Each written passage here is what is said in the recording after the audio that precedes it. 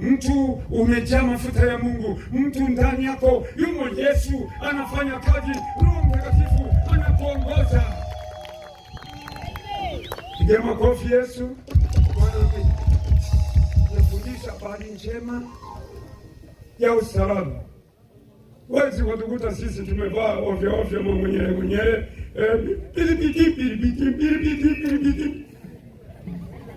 Ala. Sisi tunakwenda kisomi. Mabinti zangu hapa kisomi, vijana wangu hapa kisomi, na wazee wenzangu hapa natakiwa mwe kisomi. Sio kwa mganga.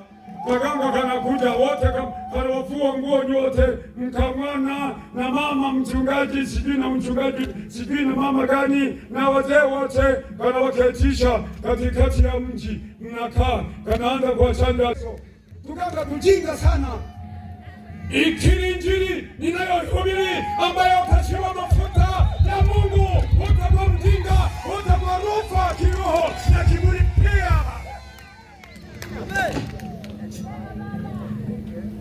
Ni tajiri aliyeshiba mafuta ya Mungu, sio tajiri wa hela, sio tajiri wa nini. Ni tajiri ambao nimeshiba mafuta ya Mungu. Siwezi kukaa na danganya watu, ninataka watu niwaeleze kweli ambayo wanayoijua na wasioijua. Nipo hapa kwa ajili hiyo. Wacha nitembee kiofisa.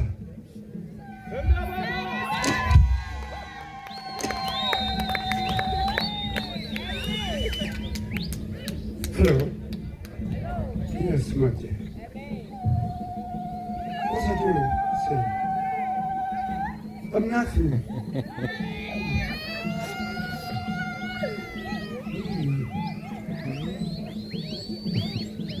Ukimkiri Yesu hutadanganywa tena. Mganga hatanidanganya mimi, mganga hatachukua hata shilingi moja, mganga hatanichanja chale, mganga hatachukua mtoto wangu, mganga hatachukua mke wangu, mganga hataweza kufanya mambo ya kijinga ya kipumbavu nyumbani kwangu. Maana yake ndani yumo Roho Mtakatifu ambaye ni msaidizi. Ndani yangu imo damu ya Yesu Kristo, imo ndani iliyomwagika pale msalabani. Kuanzia leo ukiri Yesu, hutachanjwa machale ovyo ovyo, hutadanganywa. Mtu anakwambia tajiri, yeye hana hata basikeli.